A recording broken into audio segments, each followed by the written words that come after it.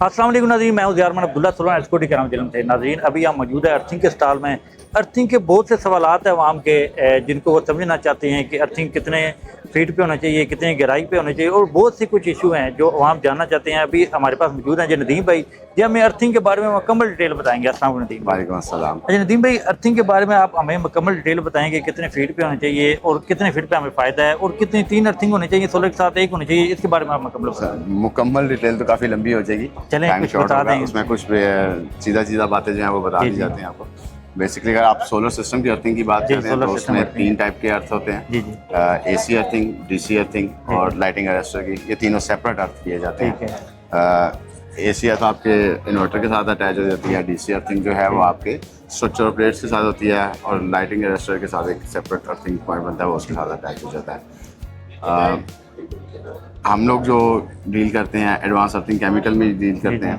हम लोग मैन्युफैक्चरिंग कर रहे हैं एडवांस अर्थिंग केमिकल की पाकिस्तान के अंदर, जिसमें हमारे पास सुपर अर्थ जेल पाउडर है, एक ये मटीरियल है, और उसके अलावा जीरो अर्थ CEM है, ये एनहांसर है, जो कि बैक फिलिंग मटीरियल्स हैं। ज़मीन में बोर करके उसमें ये केमिकल्स डाले जाते हैं।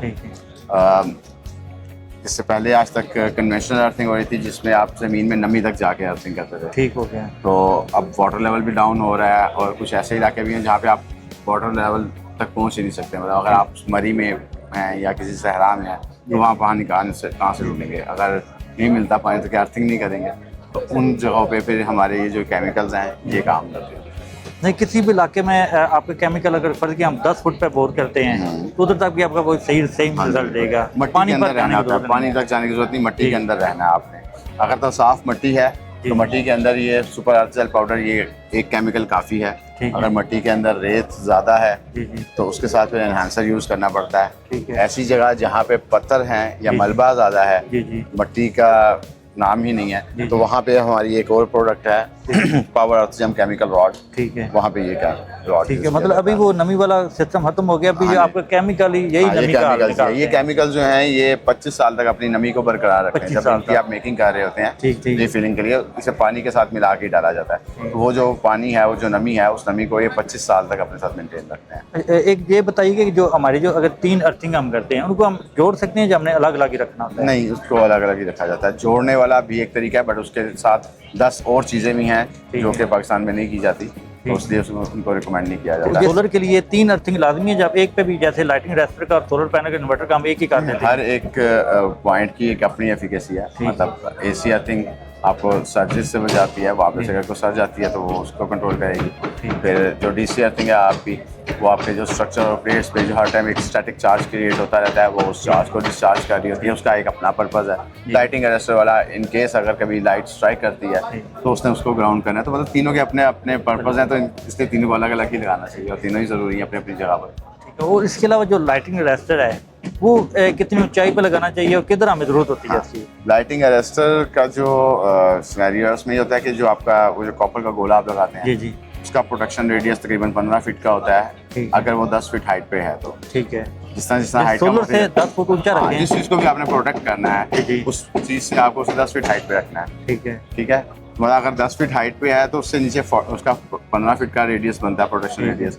इसी तरह अगर आप ER अरेस्टर यूज़ कर रहे हैं, ये 10 फीट हाइट पे है तो ये 45 फीट का बनाता है। अरेस्टर की बात करें जी बिल्कुल, ये वाला अरेस्टर ये 45 फीट का प्रोटेक्शन रेडियस बनाता है। ठीक है, मतलब वैसे जो हम जो लगा रहे हैं वो सिर्फ 15 फीट डायल है, और ये वाला जो 45 फुट तक कवर करता है। ठीक है। फिर इसी तरह ESE टेक्नोलॉजी आ जाती है, इससे बड़ा भी है, वो 45 to 50 फीट का रेडियस प्रोडक्ट करता है। तो अगर जो हम हमारे इलाके में आम जो इस्तेमाल कर रहे हैं वो फिर हमें ज़्यादा लगाने चाहिए, जो उसका क्या? बिल्कुल, इसका इसी तरह ही है कि अगर आप एक जगह पे देखें ना कि आप लेट्स सपोज हमने एक ये सरफेस है, हमने इस सारी जगह को प्रोटेक्ट करना है, हमने इस जगह पर आपका एक अरेस्टर लगा दिया वो वाला, ठीक है, तो वो 15 फीट का प्रोटेक्शन रेडियस कवर कर रहा है, तो आपका इतना एरिया कवर है। इस एरिया को कवर करने के लिए यहाँ पे एक और लगाना पड़ेगा, फिर इस जगह पे एक और लगाना पड़ेगा। जहाँ पे ये 4 लगाने पड़ जाते हैं वो गोले वाले, तो वहाँ पर ये एक अकेला कवर कर। अगर वो हम 4 लगाते हैं उसके लिए एक ही बोर काफ़ी है, उसके बोर भी अलग एक भी काफ़ी है, और बेहतर है कि अगर उनका डिस्टेंस ज़्यादा हो जाते हैं तो अलग अलग करवाएं। और ये बताएं लाइटिंग अरेस्टर किस जगह बहुत ज़्यादा जरूरी है? हर जगह हमें मस्त लगाना होता है या कुछ जगह छोड़ भी सकते हैं? आसमानी बिजली कहाँ गिर सकती है? ज़्यादा चांस किधर होते हैं? हर जगह की ठीक है, जिनके हर जगह मस्त लगाना है। ठीक। लाइटिंग बेसिकली जो ट्रैवल करती है ना, जी, आपने जी। देखा होगा कि वो जी। इस तरह लैडर्स की शक्ल में जी, ट्रैवल कर रही होती है, और वो जो एक लैडर है वो 50 मीटर्स का एक लैडर ठीक, बनता ठीक। है। अब उसने जाना ज़मीन के अंदर ही है, उसे जो सबसे पहला कॉन्टैक्ट पॉइंट मिलेगा उसने उसके थ्रू चले जाना। अब सबसे पहला कॉन्टैक्ट पॉइंट अगर उसमें आपकी सोलर प्लेट्स मिलती हैं जी, जी। तो वो उनके थ्रू चला जाएगा, ठीक, ठीक। क्योंकि वो प्लेट्स भी कहीं ना कहीं से ज़मीन से अटैच हैं। ठीक।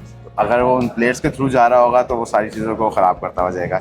यही अगर आपका अरेस्टर जो है उन प्लेट से भी ऊपर लगा होगा तो इसके थ्रू जाएगा तो वो डायरेक्टली ग्राउंड हो जाएगा। तो उसमें जो वापटा वाले कहते हैं ये 70 फीट से ऊपर हो तो फिर चांदों से नीचे नहीं लगाना चाहिए, वो उसके बारे में आप क्या कहते हैं? वापदा वाले ऐसे नहीं कहते हैं, वो मतलब उसमें वो देखा जाता है कि आपको मैंने बताया कि लैडर्स जी, इस जी। शक्ल में जो उसने मतलब ट्रैवल आपने करना है, वापटा वाला जो होता है नेट मीटिंग की जो फाइल है उसमें उन्होंने ये लिखा होता है कि 70 फीट से ऊपर है, 72 से ऊपर है या नीचे? 70 में 45 लिखा हुआ है। 45 ठीक है। ठीक, ठीक। वो 45 भी वो इसलिए लिखा है कि अगर आप फर्स्ट कॉन्टैक्ट पॉइंट बन रहे हैं जी, जी। तो फिर ज़्यादा चांसेस नहीं है कि आप पे है। ठीक। फिर चाहे वो 45 है फिर वो 20 है, फ़र्क नहीं पड़ता। मतलब अब आपके साइडों में खेत है ठीक है। और 20 फीट पे आपका लगा हुआ है सिस्टम, तो फर्स्ट कॉन्टैक्ट पॉइंट तो वो 20 फीट हुआ ना, तो उसके थ्रू आएगा। और इसके अलावा जो हम अर्थिंग के लिए जो वायर इस्तेमाल करते हैं, जो बोर करके वायर रखते हैं, वो सारी अर्थिंग के लिए सेम है, जो उसकी भी डाया का फर्क नहीं, वो होता उनका है? डाया का वो रिक्वायरमेंट के हिसाब से डाया का फ़र्क होता है। जी। वो आप किसी इंजीनियर जो है वो आपको रिकमेंड कर सकता है उसमें।